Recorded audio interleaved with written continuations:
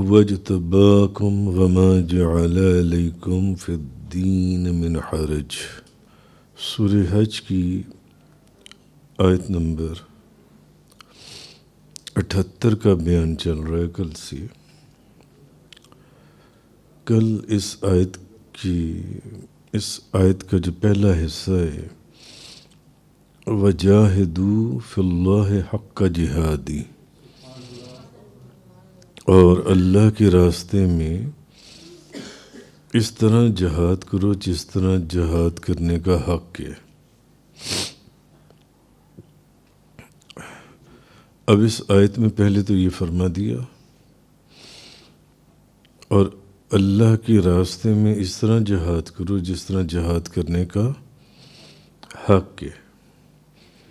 اب اگلے حصے میں فرمایا آگے ابھی یہ آیت کنٹینیو ہے، هُوَ اجْتَبَاكُمْ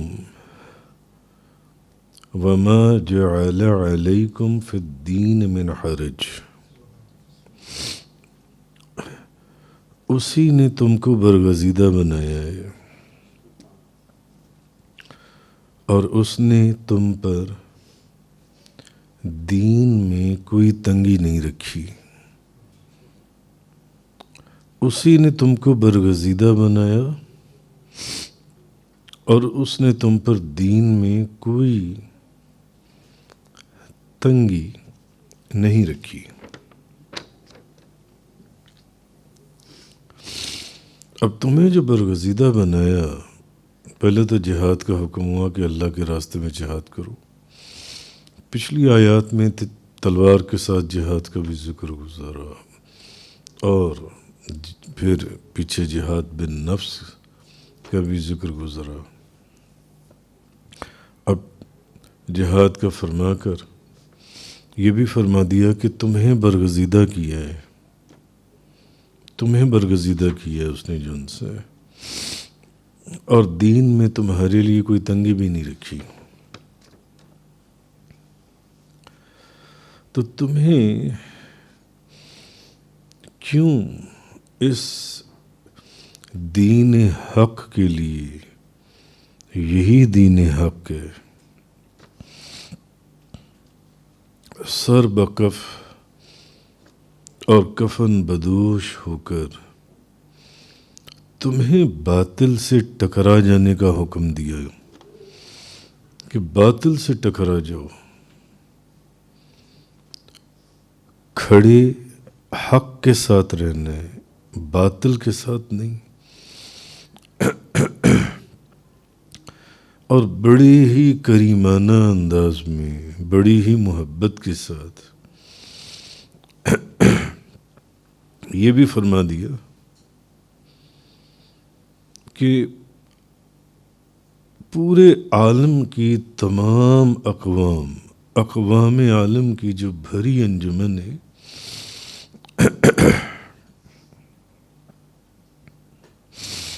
اے غلامان مصطفیٰ، قدرت کی نگاہ نے تمہیں چنا ہے، اس لیے تمہیں برگزیدہ کیا ہے، تمہیں بزرگی دی ہے،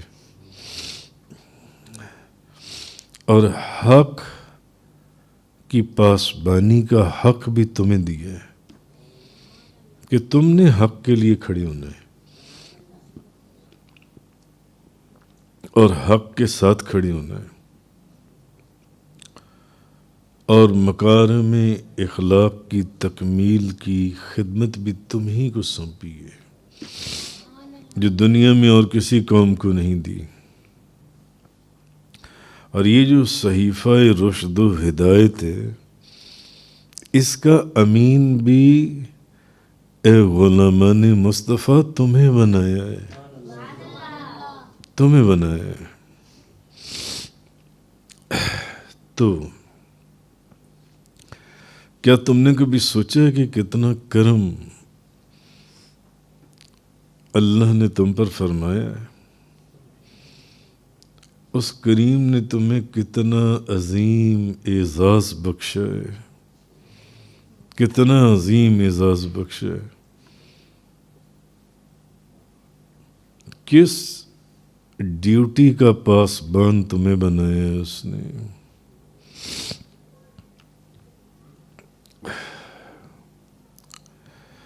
اب اگر تم نے اس دین کی نشر و اشاعت کا فریضہ ادا کرنے میں کوئی کوتاہی برتی، جو کہ تمہارے ذمے لگائی گئی یہ بات جنسی ہے، اور ان جو رکاوٹیں شیطان صفت لوگ کس دور میں نہیں تھے، کس دور میں نہیں تھے شیطان صفت لوگ؟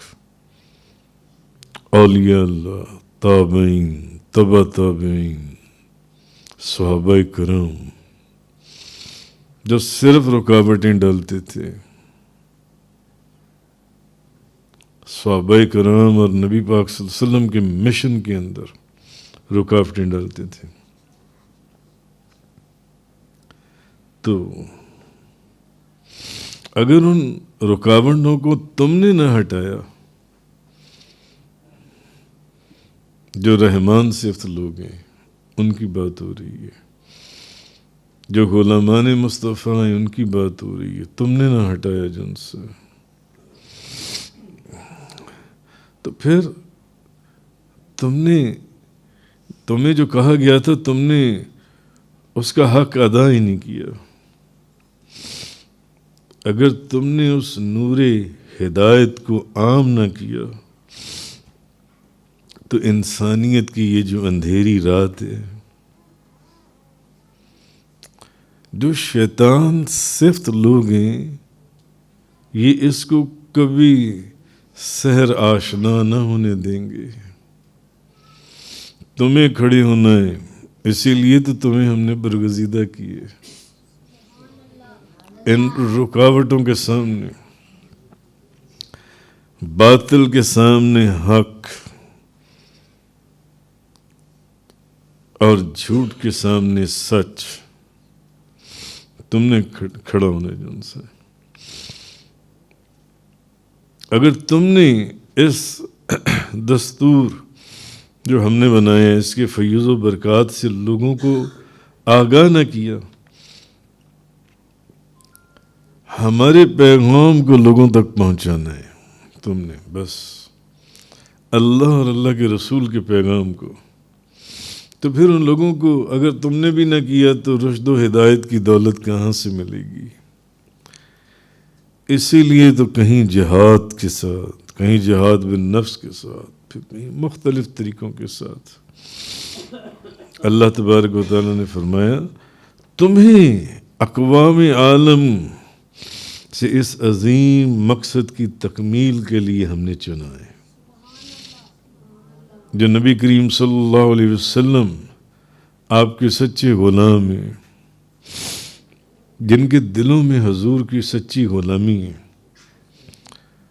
وہ اپنی زندگیاں صرف اور صرف اللہ اور اللہ کے رسول کا پیغام آگے پہنچانے میں گزار جاتی ہیں، اور ان کی توجہ کسی طرف بھی نہیں ہوتی، کسی طرف بھی نہیں. اسی لیے فرمایا وَاجْتَبَاكُمْ، اسی نے تو تمہیں برگزیدہ بنایا. آگے فرمایا وَمَا جَعَلَ عَلَيْكُمْ فِي الدِّينِ مِنْ حَرَجٍ، اور اس نے تم پر دین میں کوئی تنگی نہیں رکھی. یعنی جس دین کی تم عبادت کرتے ہو اس میں کوئی تنگی ہے ہی نہیں. جس دین کی تم عبادت کرتے ہو اس میں کوئی تنگی ہے ہی نہیں.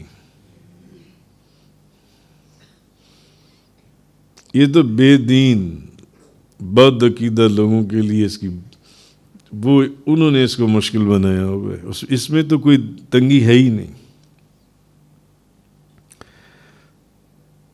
تمہارے لیے جن چیزوں کو حکم دیا گیا ہے یا تمہیں جن چیزوں کا مکلف کیا گیا ہے ان میں کوئی مشکل کام ہے ہی نہیں، اور کوئی ایسا مسئلہ ہے ہی نہیں جس کا حل نہ ہو. ہر مسئلے کا کوئی نہ کوئی حل ہے. کوئی ایسی دشواری ہے ہی نہیں جس کا مخرج نہ ہو. بعض چیزوں کا مخرج توبہ ہے، توبہ کر لو معافی ہو جاتی ہے. بعض چیزوں کا مخرج کفارہ ہے، کفارہ دے دو معافی ہو جائے گی. اور بعض چیزوں کا مخرج قصاص ہے، قصاص ادا کر دو. تو بعض چیزوں میں عزیمت کے مقابلے میں رخصت ہے، بعض چیزوں کے اندر یعنی اصل حکم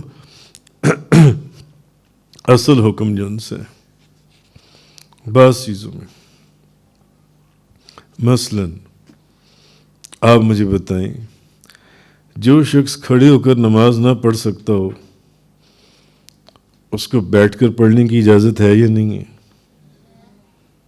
کہاں سے دین میں سختی ہے کہ نہیں یہ کھڑے ہو کر نماز نہیں پڑھ سکتا تو یہ بیٹھ کر بھی نہیں پڑھے گا، اس کے اوپر اس کی گرفت ہوگی، اس کو کھڑے ہو کر ہی پڑھنا پڑے گی؟ نہیں. جو بندہ کھڑے ہو کر نماز نہیں پڑھ سکتا بیٹھ کر نماز پڑھ لے.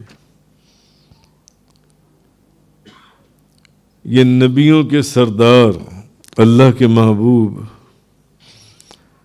تاجدار انبیاء،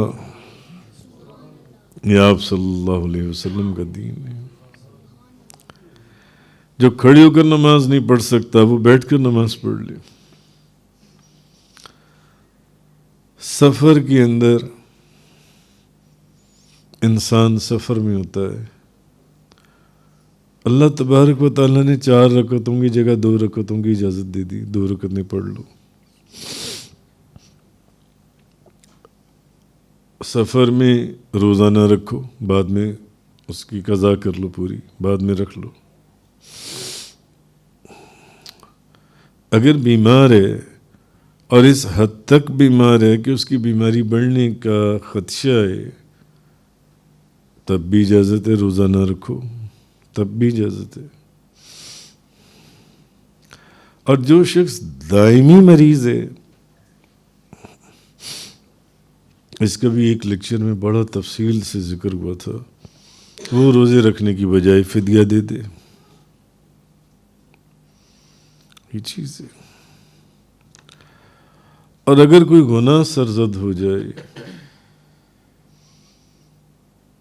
تو کیا توبہ کا دروازہ نہیں کھولا ہوا؟ توبہ کر لو، گناہ معاف ہو جائے گا. تو دین میں کوئی سختی تو ہے ہی نہیں. اللہ نے توبہ کا دروازہ کھلا رکھا ہے، صدقہ نبی کریم صلی اللہ علیہ وسلم کا. توبہ کر لو جن سے. تو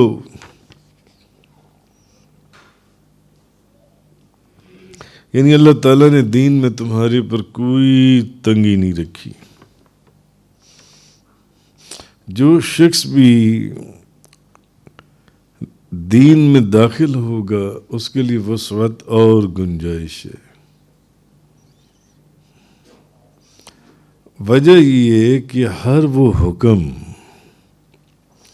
جو بندے پر فرض کیا گیا ہے، جب اس کو ادا کرنے میں کوئی مشکل ہو تو ضرورت کے وقت اس میں رخصت کو بھی مشروع کر دیا گیا.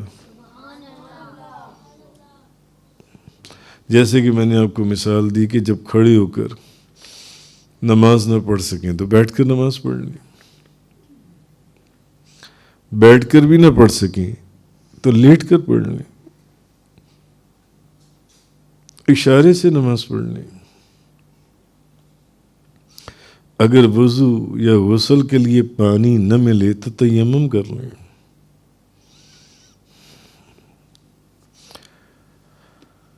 مسافر کے لیے روزے کی قضا کی، روزے کی رخصت دے دی گئی، اور اگر بالکل نہ رکھ سکے تو بعد میں فدیہ دے دے. اگر سفر کا خرچ نہ ہو تو حج نہ کرنے کی بھی رخصت موجود ہے. حج فرض ضرور ہے مگر اس کے اوپر جس کے پاس اس کا خرچہ موجود ہے. آج آپ حج کر کر آئیں تو سستے سے سستا حج بھی جون سا وہ 20-25 لاکھ سے کم کہاں پر ملتا ہے. اور جو بھی میں سنتا ہوں ہمارے کچھ لوگ حج کر کر آئے, ایک بندے نے پیکٹ 60 لاکھ روپے کا لیا. 2 میاں بیوی حج کر کر آئے, 1 کروڑ 20 لاکھ روپے, 1 کروڑ 10 لاکھ روپے. تو حج کی بھی اجازت ہے جن سی ہے.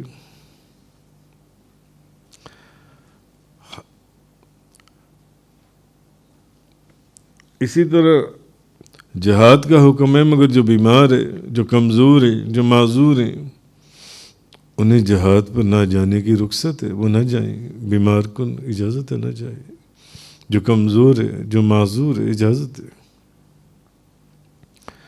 یہاں تک کہ اگر سخت بھوک کی وجہ سے مرنے کا خطرہ ہو, سخت بھوک کی وجہ سے مرنے کا خطرہ ہو کہ اب اگر کچھ نہ کھایا تو مر جائے گا, اور کوئی حلال چیز بھی نہ ملے, تو بقدر ضرورت حرام چیز کھانے کی بھی اجازت ہے. تو دین میں تو کوئی سختی نہیں ہے. اور ایسی حالت میں تو مردار بلکہ خون حتیٰ کہ خنزیر کا گوشت کھانے کی بھی اجازت دی گئی. تو اللہ تعالیٰ نے عظیمت یعنی جو اصل حکم ہے, جو اصل حکم دیا, اس کو بھی مشروع فرمایا, اور عذر کے وقت رخصت کو بھی جائز قرار دے دیا, رخصت کو بھی مشروع فرمایا. اس لیے کہ اسلام دین فطرت ہے, اسلام دین فطرت ہے اور آسان, اس میں کوئی مشکل نہیں ہے, کوئی سختی نہیں ہے.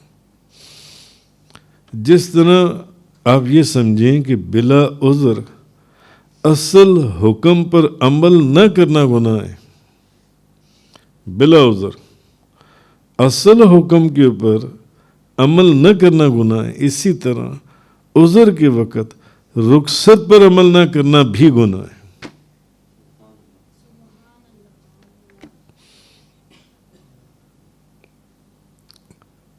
عذر کے وقت جب ایک رخصت دی گئی تھی تو تم نے کیوں نہیں اس رخصت کے اوپر عمل کیا؟ حضرت جابر بن عبداللہ رضی اللہ تعالیٰ عنہما بیان کرتی ہیں کہ نبی کریم صلی اللہ علیہ وسلم نے فرمایا, تمہارے لیے اللہ کی دی ہوئی ان رخصتوں پر عمل کرنا واجب ہے جو اس نے تم کو دی ہے.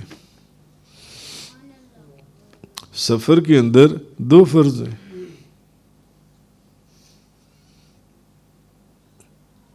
حکم ہے کہ جب رخصت دی گئی ہے سفر کے اندر تو اس پر عمل کرو. اب 2 رکعتیں پڑھو, اب اگر 4 پڑھو گے تو کیا نماز ہو جائے گی؟ نماز ہوگی نہیں, اور جب نماز نہیں ہوگی تو جنت کا نہیں جہنم کا دروازہ تمہارے لیے کھول دیا جائے گا. تو نبی پاک صلی اللہ علیہ وسلم نے فرمایا, تمہارے لیے اللہ کی دی ہوئی ان رخصتوں پر عمل کرنا واجب ہے جو اس نے تم کو دی ہیں. حضرت عبداللہ بن عمر رضی اللہ تعالیٰ عنہما بیان کرتی ہیں کہ نبی پاک صلی اللہ علیہ وسلم نے فرمایا, اللہ تعالیٰ اپنی دی ہوئی رخصتوں پر عمل کرنے کو, جو اس نے رخصت دی ہے, جن جن چیزوں میں اللہ نے رخصت دی ہے تمہیں, عمل کرنے کو اس طرح پسند کرتا ہے جس طرح اپنی نافرمانی کو ناپسند کرتا ہے. جو اس نے رخصت دی ہے اگر آپ اس کے اوپر عمل کریں گے اللہ اس کو ایسے پسند کرتا ہے جیسے کہ نافرمانی کو ناپسند کرتا ہے. حضرت عمار بن یاسر بیان کرتی ہیں کہ ہم نبی پاک صلی اللہ علیہ وسلم کے ساتھ ایک غزوے میں گئے تو سخت گرمی میں ہم نے سفر کیا, تو راستے میں ایک جگہ ٹھہر گئے, تو ہم میں سے ایک شخص درخت کے نیچے جا کر لیٹ گیا. ایسے لگتا تھا کہ وہ بندہ بیمار ہے، تو اس کے ساتھی جو اس کے ساتھ تھے اس کی تیمارداری کر رہے تھے، تو نبی پاک صلی اللہ علیہ وسلم کی نظر اس کے اوپر پڑی کہ لوگ اس کی تیمارداری کر رہے ہیں، ایسے لگ رہا تھا جیسے وہ بیمار ہیں۔ تو حضور نے پوچھا کہ اس کو کیا ہوا ہے؟ تو لوگوں نے کہا کہ یہ روزے دار ہے۔ تو نبی پاک صلی اللہ علیہ وسلم نے فرمایا کہ سفر میں روزہ رکھنا کوئی نیکی نہیں ہے، یعنی مسافر کو اللہ نے رخصت دی ہے، نہ رکھے روزہ، بعد میں اس کی قضا کر لے۔ نبی پاک صلی اللہ علیہ وسلم نے فرمایا یہ جو یہاں پر بیمار بن کر لیٹ گیا ہے، یعنی کہ حضور نے فرمایا سفر میں روزہ رکھنا کوئی نیکی نہیں ہے، اللہ تعالیٰ نے تم کو جو رخصتیں دی ہیں ان کو لازم کر لو اور ان کو قبول کر لو، حضور نے فرمایا۔ جیسے سورہ بقرہ کی آیت نمبر 185 کے اندر، جو شخص بیمار ہے یا سفر پر ہو تو وہ دوسرے دنوں میں یہ گنتی پوری کرے، روزے قضا کر لے جو ان سے بیمار ہے، اس کی بیماری کے بڑھ جانے کا خدشہ ہے، بعد میں یہ گنتی پوری کر لے، اس کو رخصت دی گئی ہے۔ اللہ تعالیٰ تمہارے ساتھ آسانی کا حکم کرتا ہے، تمہیں مشکل میں ڈالنا ہی نہیں چاہتا۔ حضرت انس بیان کرتی ہیں کہ 3 شخص، حضرت علی کرم اللہ تعالیٰ وجہ الکریم، حضرت عبداللہ بن عمر بن عاص اور حضرت عثمان بن مظعون مصنف عبد الرزاق، نبی صلی اللہ علیہ وسلم، آپ صلی اللہ علیہ وسلم کی ازواج کے حجروں میں گئے۔ یہ تینوں صحابی، جن میں حضرت علی کرم اللہ وجہ الکریم، حضرت عثمان بن مظعون اور حضرت عبداللہ بن عمر بن عاص بھی ہیں، اور نبی پاک صلی اللہ علیہ وسلم کی عبادت کی مقدار کے متعلق پوچھ گچھ کی ان تینوں صحابیوں نے۔ نبی پاک صلی اللہ علیہ وسلم کی ازواج کے حجروں میں جا کر حضور کے متعلق پوچھ گچھ کی، حضور کی عبادت کے متعلق۔ تو انہوں نے بتایا، تو اب یہ جو تینوں صحابی تھے نا، کہنے لگے کہاں ہم اور کہاں نبی پاک صلی اللہ علیہ وسلم، آپ کے تو اگلے اور پچھلے تمام بظاہر خلاف جو اولا کاموں کی مغفرت کر دی گئی ہے، خلاف اولا کاموں کی مغفرت کر دی گئی ہے۔ تو ایک شخص نے انہی تینوں میں سے، یہ جو تینوں صحابی گئے تھے، ایک نے کہا کہ میں تو بھائی پوری رات نماز پڑھا کروں گا، دوسرے نے کہا میں تو ہر روز روزہ رکھوں گا اور دن میں کھانا نہیں کھاؤں گا، تیسرے نے کہا کہ میں نکاح نہیں کروں گا اور عورتوں سے علیحدہ ہو جاؤں گا۔ اتنے میں نبی پاک صلی اللہ علیہ وسلم تشریف لے آئے۔ آپ نے فرمایا تم لوگوں نے اس طرح کہا ہے تو سنو، اللہ کی قسم، حضور نے فرمایا تم اتنا اللہ سے نہیں ڈرتے جتنا میں اللہ سے ڈرتا ہوں۔ اللہ کی قسم بے شک میں ضرور تم سب سے زیادہ اللہ سے ڈرتا ہوں، حضور نے فرمایا، اور میں تم سب سے زیادہ متقی ہوں۔ تم جو کہہ رہی ہو نا، میں ایک کہہ رہا ہے کہ میں ہمیشہ نماز پڑھوں گا، دوسرا کہہ رہا ہے میں روزہ رکھوں گا اور دن کو تیسرا کہہ رہا ہے میں عورتوں کے پاس نہیں جاؤں گا۔ حضور نے فرمایا بے شک میں تم سب سے زیادہ اللہ سے ڈرتا ہوں اور تم سے زیادہ متقی ہوں، لیکن دیکھو میں روزہ بھی رکھتا ہوں، افطار بھی کرتا ہوں، دن میں کھانا بھی کھاتا ہوں، رات کو نماز بھی پڑھتا ہوں اور سوتا بھی ہوں، عورتوں سے نکاح بھی کرتا ہوں۔ تو جس شخص نے میری سنت کو چھوڑا وہ شخص میرے طریقے پر نہیں ہے۔ جس شخص نے میری سنت کو چھوڑا وہ میرے طریقے پر نہیں ہے۔ تو حضرت جابر رضی اللہ تعالی عنہ بیان کرتے ہیں کہ ہم ایک سفر میں گئے، فرماتے ہیں سنن ابو داؤد شریف کی حدیث ہے، تو ہم میں سے ایک شخص کے سر پر پتھر آ کر لگا، اس بندے کا سر پھٹ گیا، اس کو احتلام بھی ہو گیا. اس نے اپنے دوست احباب سے پوچھا، اس نے کہا کہ کیا میں تیمم کر سکتا ہوں؟ کیونکہ زخمی ہو گیا تھا یا خون اتنا بہہ گیا تھا یا جو بھی وجہ تھی. جیسے کہ بیمار کو تیمم کی اجازت ہے، جس کی بیماری اتنی زیادہ بڑھ جائے کہ پانی سے اس کو نقصان ہوتا ہو یا وہ بار بار نہ کر سکے، اس کو اجازت ہے کہ وہ تیمم کر لے. اس نے اپنے دوست احباب سے پوچھا کہ کیا میں تیمم کر سکتا ہوں؟ اس کے دوستوں نے، اصحاب، اس کا نہیں، تمہارے لیے تیمم کی کوئی اجازت نہیں، کوئی رخصت نہیں ہے. پانی قریب ہے، تم پانی. اس نے غسل کیا. یہ بعض لوگ ہوتے ہیں ایک چھوٹی سی بات پر بھی وہ فوراً فتویٰ لیتے ہیں. کسی مفتی، کسی بزرگ، مشائخ، کسی عالم دین سے پوچھتے ہیں کہ حضرت مجھے اس میں کیا کرنا چاہیے، اور اصل حقیقت بتاتی ہیں. یہ بھی نہیں کہ کوئی زیر زبر کرتی ہیں کہ جائز کو ناجائز کروا لیں اور حلال کو حرام کروا لیں. اس سے کیا ہوگا؟ اللہ تو ہر چیز کو جانتا ہے.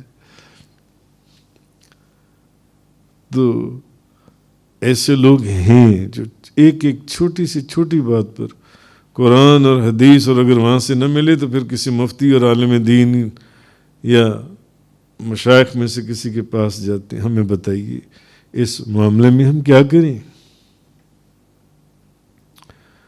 تو اس نے ان لوگوں سے پوچھا، انہوں نے کہا کہ نہیں، تم تیمم نہیں کر سکتے، تم پانی پر جو ان سے پانی کے استعمال پر قادر ہو، تم غسل کرو.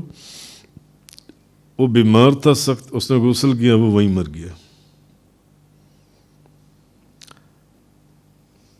جابر بن عبداللہ انصاری فرماتے ہیں، یہ سفر کا واقعہ. تو وہ کہتے ہیں کہ نبی پاک صلی اللہ علیہ وسلم کو جب ہم نے یہ ساری بات بتائی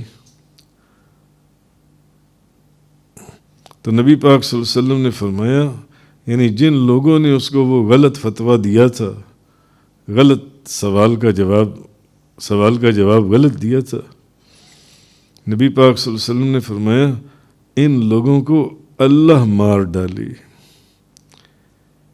ان لوگوں کو اللہ مار ڈالے. انہوں نے اس کو قتل کر دیا. جب ان کو اس صورتحال کے حکم کا علم ہی نہیں تھا تو انہوں نے کسی اہل علم سے کیوں نہیں پوچھا؟ اور بھئی اگر تمہیں نہیں ایک مسئلے کا علم پتہ تو تم کسی علم والے سے پوچھ لو. حضور نے فرمایا ان لوگوں نے اس کو مار دیا. حضور نے فرمایا ان لوگوں کو اللہ مار ڈالے، انہوں نے اس کو قتل کر دیا. جب ان کو نہیں پتا تھا تو یہ ایویں انہوں نے کہہ دیا کہ نہیں. وہ پوچھ بھی رہا کہ کیا میں تیمم کر لوں، میں غسل نہ کروں؟ خون اتنا بہہ گیا تھا یا بیماری اس قدر بڑی ہوئی تھی. کیوں کہا انہوں نے کہ نہیں، تم کو پانی جون سے وہ تمہاری دسترس کے اندر ہے، پانی کے استعمال پر قادر ہو، تم پانی ہی استعمال کرو گے. حضور نے فرمایا جہالت کی شفا جو ہے، جہالت کی شفا، ایک بندہ ہے ہی جاہل، اس کی جو شفا ہے وہ سوال کرنے میں ہے کہ وہ سوال کرے. تو کوئی اہل علم جو ان سے اس کو جواب دے دے گا اس کو. تو حضور نے فرمایا اس کے لیے تو تیمم کرنا کافی تھا، اور ان لوگوں نے اس کو کہا کہ نہیں، پانی تمہاری دسترس میں ہے، تم تیمم نہیں کر سکتے. اور اس لیے میں اکثر ایک بات کہتا ہوں کہ اگر آپ کو کوئی مسئلہ اس کا علم نہیں ہے، مت کوئی آپ سے پوچھے، مت آپ اس کو جواب دیں. امام مالک جیسے اس شریعت کی حضور کی امت کے اتنے بڑے امام، انہوں نے غالباً ایک ہی نشست میں لوگوں کے غالباً 38 یا 36 یا 34 سوالوں کے جواب. انہوں نے کہا مجھے نہیں معلوم، میں کل بتاؤں گا. مت جواب دیں. آج ایک عام 2 نمبر مولوی جس کو کچھ بھی نہیں پتا ہوتا، اس کو پتہ ہی نہیں ہے اس مسئلے کا جواب، فوراً غلط ہے یہ صحیح ہے فوراً دے دے گا جواب جن سے. کبھی مت دیں جب تک اس کو ویریفائی نہ کر لیں. کسی فقہ اسلامک جورسپروڈنس کی کتاب سے یا کسی مفتی سے نہ پوچھ لیں، اس وقت تک اس کو جواب مت دیں. اس کا جتنا گناہ در گناہ قیامت تک وہ آپ کے سر پر ہوگا. مجھے نہیں پتا، جب تک کنفرم نہ کر لیں کتاب میں سے، اس فقہ کی کتاب میں سے خود نہ دیکھ لیں. تو بہرحال کہنے کا مقصد یہ ہے کہ نبی پاک صلی اللہ علیہ وسلم کی جو میں نے آپ کو اتنی احادیث سنائی ہیں کہ نبی پاک صلی اللہ علیہ وسلم نے فرمایا کہ آپ نے فرمایا تمہارے لیے اللہ کی دی ہوئی ان رخصتوں پر عمل کرنا واجب ہے جو اس نے تم کو رخصت دی ہے. سفر میں رخصت دی ہے، غسل میں رخصت، جن چیزوں میں بھی رخصت دی گئی ہے، ان چیزوں میں جس میں تمہیں اجازت دی گئی ہے تم اس رخصت کو استعمال کرو. رخصت کو استعمال کرو. بھئی تم کھڑے ہو کر نماز نہیں پڑھ سکتے، تم کرسی پر بیٹھ کر نماز پڑھ لو. اب اگر تم کھڑے ہو کر نماز پڑھو گے تم گر جاؤ گے اور گر کر تمہاری ٹانگ ٹوٹ جائے گی یا سر پھٹ جائے گا، بہت نیکی ہوگی، گناہ ہوگا. تو جو رخصت اللہ اور اللہ کے رسول نے دی ہے اس پر عمل کرو. اس لیے اس آیت کا پہلا حصہ جو کل ہم نے بیان کیا تھا وجاہدوا فی اللہ حق جہادی، اسی آیت کو کنٹینیو کیا. هو اجتباکم وما جعل علیکم فی الدین من حرج، اسی نے تمہیں برگزیدہ بنایا اور اس نے تم پر دین میں کوئی تنگی نہیں رکھی. بے وقوف ہیں جو کہتے ہیں دین بہت تنگ ہے. نہیں، اللہ اور اس کے رسول نے دین میں کوئی تنگی نہیں رکھی. ہمارے لیے رحمت اور برکت اور جنت کے دروازے قدم قدم پر کھلے ہوئے ہیں. وآخر الدعوانا الحمدللہ رب العالمین. تفسیر قرآن کا یہ لیکچر انگلش میں سننے کے لیے براہ کرم ڈسکرپشن میں موجود لنک پر کلک کریں.